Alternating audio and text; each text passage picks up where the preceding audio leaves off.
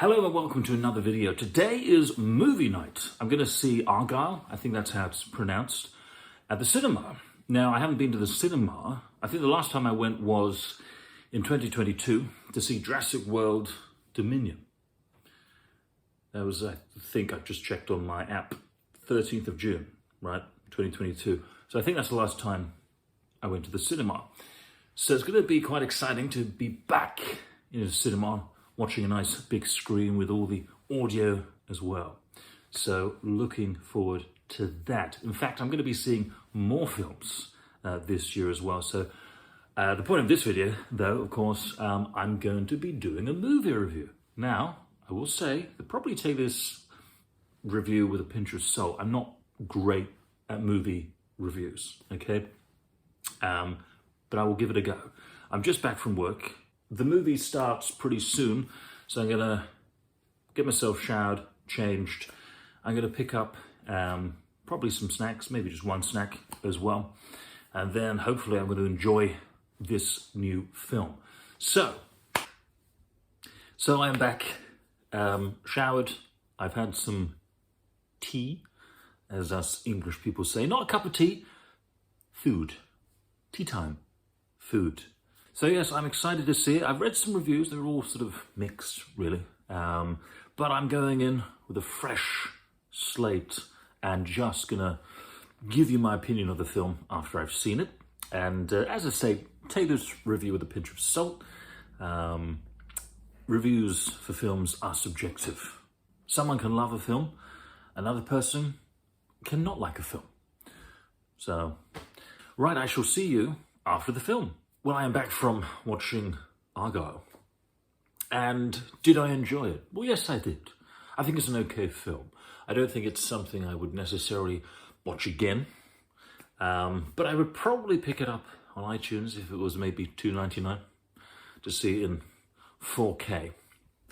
And if it had some special features like an audio commentary, I'd probably be interested. So the film, where to start? I mean, it's a visual feast. As I mentioned before, I haven't been to the cinema in quite a while. And this was a great welcome back to the cinema. There was a lot of action. Actually, there was a tremendous amount of action. It was very, I think, tongue-in-cheek. The story was far-fetched. The acting was very good. We had a star-studded cast. Bryan Cranston, Henry Cavill, Samuel Jackson, he's in it. And Bryce Dallas Howard, who I always enjoy watching in movies. I've seen her, of course, in the Jurassic World films, and I think she's a very good actress. You know, I think she puts a lot into her performance, and is always flawless, really, I have to say. So I haven't seen her in many films, but when I watch her, I know I'm watching a great actor. Richard E. Grant's in it, briefly. John Cena's in it. Yeah, so there's a star-studded cast. Oh, and Catherine O'Hara as well. She's great in it as well. No issues with the cast. As I say, the story is far-fetched. How long is the film, actually? 2 hours, 19 minutes, the film is. And I have to say, I didn't get bored watching it. It's, as I say, it's a far-fetched story, but there's always... Once one twist happens, there's another twist. There's lots of twists, right? Which helps, obviously. Well, it kept me engaged. Sound-wise, the soundtrack's great. The score is great.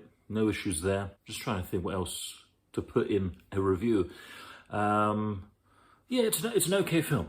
It's an okay film. Is it worth going to the cinema to watch the film? I would say yes. Even if it is a one-time watch. It is a feast for the eyes. It's like watching a live-action comic book or something. Oh, I must mention the visual effects. There's a lot of visual effects in this film, and a lot of them are very well done. There are some, however, which aren't. Most notably, there's a scene where some characters are at the top of a building on the roof, and some of it looks real, but on some close-ups, it's very obvious to me that it's a green screen. And I'm kind of thinking, why? It's a building. I mean, just build a set at, sort of ground level, angle it. To me, that's kind of simple. I don't think it's any slight on the visual effects artists. It could have happened for many reasons. It could be maybe they needed to do shoot an extra scene and they couldn't go back to that location, so they green screened it. Or it could be that they just didn't have the budget to do that scene using high visual effects. Another thing in terms of visual effects was the cat. It's a CGI cat. I think it's probably all CGI. There may be times where it was real, I don't know, but the cat, cats are domesticated. I'm sure they could have filmed a real cat and not used it as much, maybe. For me, seeing a CGI animal like a cat, it's always disappointing because I can just tell it's CGI and I instantly am not connected. The cat is cute, but the cat is a fake cat. If you can't get a real cat, maybe don't use a cat. That's all I'm saying. I forgot to mention that when the credits roll, don't immediately leave the cinema. There is another scene, although some people will wonderfully stand up, of course, to go, realize there's something to watch, and stand blocking your view. Did that happen to me? I did stay through the whole of the credits, and I wanted to see if there was any post-credit scenes, which there aren't. So overall, I think this film is worth seeing in the cinema. I think you can have a lot of fun with it, certainly with your friends. I saw it alone, but I still had fun. But yeah, I think overall it's an okay film. It's an okay film. It may be a one-time watch. For me, it's probably a one-time watch. But for a cinema experience, it has quite a lot going for it. You just have to, don't expect much from the story. Yeah, it's not grounded in reality. It is far-fetched, but it is well acted. So that probably cancels that out. So that completes my review for Argylle. Let me know in the comments below what you thought of the film, if you've seen it, or let me know if you're going to see it as well. Don't forget to like the video and of course subscribe for more content and hopefully more movie reviews. Until the next video, thanks for watching. Take care.